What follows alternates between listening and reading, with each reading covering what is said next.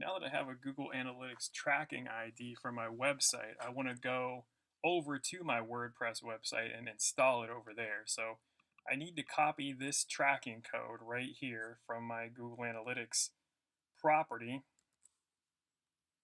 And then I need to go over to my WordPress website, which is right here. And I use a plugin called GA Google Analytics to add my analytics tracking code to most of my website projects. So to find that, if you don't have it, you can go to plugins, up here to add new,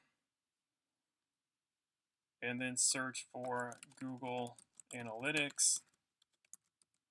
And I'll just search for analytics in general to show you all the other plugins that are out there. Okay, so there are a whole bunch of different plugins that you can use to add Google Analytics tracking code to your WordPress site. Some are better than others. Every once in a while on a site, I'll just add the tracking code into the actual theme itself and not use a plugin. Sometimes when you use a lot of plugins, it will slow down the performance of your website, which isn't good for SEO. You want to keep your page load time up. So every once in a while, I'll just install that JavaScript code that you saw over on Google Analytics in the actual theme files for my website. But when I use a plugin, I use GA Google Analytics, which you see right down here. It's a pretty reliable plugin and very user-friendly. It's got a 5-star rating with 61 reviews and over 200,000 active installations. It's updated on a regular basis, and it is compatible with my version of WordPress, all things you want to pay attention to before you install any plugin. So I already have it installed and activated, and when you install and activate it,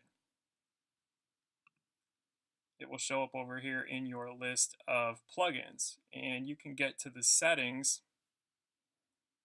by clicking right here. It takes you in here, and all you have to do to set it up is copy and paste your Google Analytics tracking code in here in the settings tab. There's another section up here that explains how to use it if you're interested in learning more about how it works. We're just going to do the basic stuff here and leave everything default. So if you want to customize any of these settings down here, you might want to take a look at the how to use. To set this up with Google Analytics, all I need to do is click in here and paste my analytics tracking code from over my Google Analytics account. So there it is. Oops, accidentally closed the tab. Universal Analytics, that little note we read in the Setting Up Google Analytics video mentioned this. Just leave that as it is. I'm not going to change any of these. There are some other options down here for a little bit of a more advanced setup.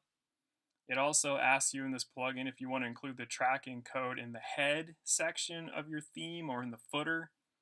If you put it in the footer, page load speed's usually better. Google recommends you put it up in the header.